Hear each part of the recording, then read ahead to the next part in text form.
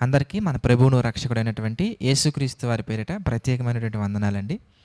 ప్రియులారా, ప్రార్థన అనగానే చాలామందిలో మొదట్లో ఆసక్తి ఉన్నప్పటికీ వెళ్ళే కొలది ఒకే అంశం మీద ఎక్కువ సార్లు ప్రార్థించడం వల్ల కావచ్చు, లేదంటే గనక రోజు చేసే ప్రార్థనే కదా, ఈరోజు కూడా చేయాలా అనే ఆలోచన వలన కావచ్చు, మరి పరిస్థితులు ఏమైనా కారణాలు ఏమైనా కానీ కొంత దూరం వెళ్ళాక భక్తి జీవితంలో ప్రార్థన పట్ల ఒక ఆసక్తిని కోల్పోయే తత్వం అనేది చాలా మందిలో నేను గమనించానండి.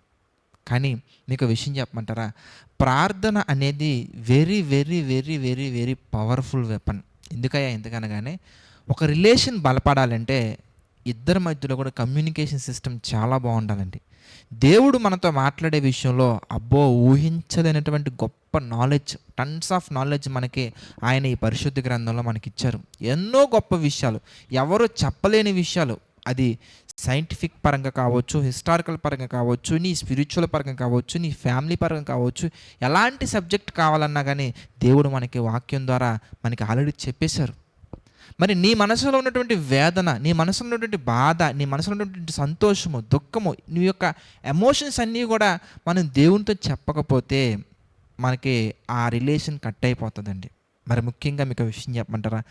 మనం ఏది సాధించాలన్నా, మనం ఏది పొందుకోవాలన్నా, ఎందులో మనం గొప్ప స్థితిలో మనం నిలబడాలన్నా కానీ మనలో ఉన్నటువంటి ప్రతి భావాన్ని కూడా దేవుడికి తెలియజేసే ఒకే ఒక మార్గం ఏదైనా ఉందంటే that is nothing but prayer.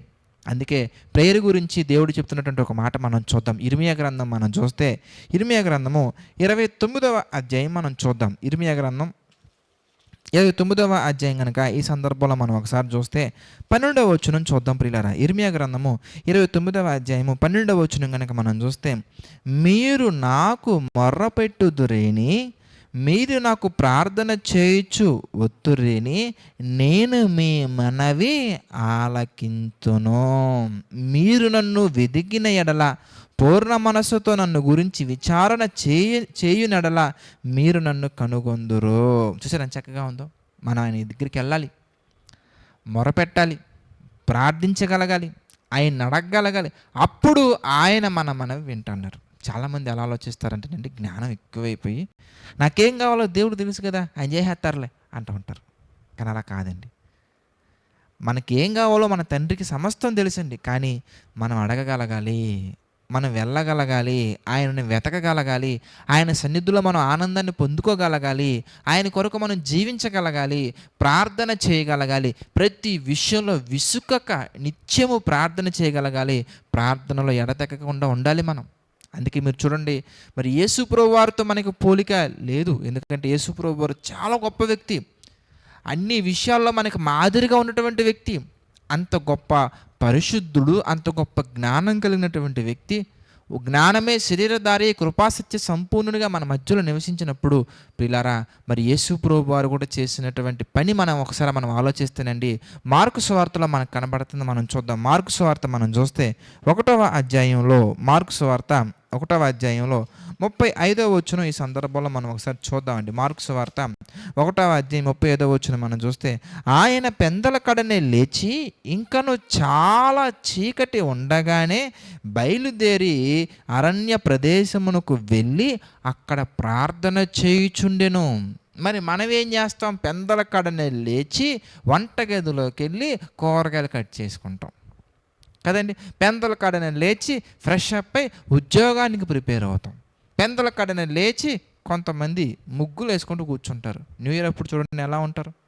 కానీ దేవుని మనకు చూపించినటువంటి మాదిరికరమైనటువంటి యేసుప్రభు వారి జీవితం మనం చూస్తానండి. పెందల కడన లేచి ఇంకనూ చీకటిగా ఉండగానే ఏకాంతమైనటువంటి ప్రదేశానికి వెళ్ళి చక్కగా దేవునితో మాట్లాడుతున్నారండి, ప్రార్థన చేస్తున్నారండి. That is the power of the prayer. కనుక ప్రార్థన విషయంలో ఎలాంటి పరిస్థితుల్లో కూడా మీరు ఆసక్తిని కోల్పోకండి, నామకార్థంగా చేయకండి. ఫుడ్ మనం తీసుకునేటప్పుడు కూడా అంతేనండి, కరెక్ట్ కాదండి. బయటికి వెళ్తున్నప్పుడు కూడా పరలోకమందున తండ్రి ఆమెన్ ఆమెన్ అంటామండి, అట్లా కాదండి. బైబిల్ చదివేటప్పుడు కూడా, బైబిల్ చదివే ముందు కూడా ఏదో నామకార్థంగా చేయాలి కాబట్టి అట్లా చేయకండి ప్రియులారా. ప్రేయర్ అనేది చాలా చాలా చాలా చాలా చాలా పవర్ఫుల్ అండి. మన జీవితంలో దాని యొక్క అవసరత మనకి తెలియాలి. దాని ద్వారా వచ్చి అనుభవాన్ని పొందుకున్నటువంటి వారికి మరి ప్రార్థన యొక్క విలువ అర్థమవుతుంది.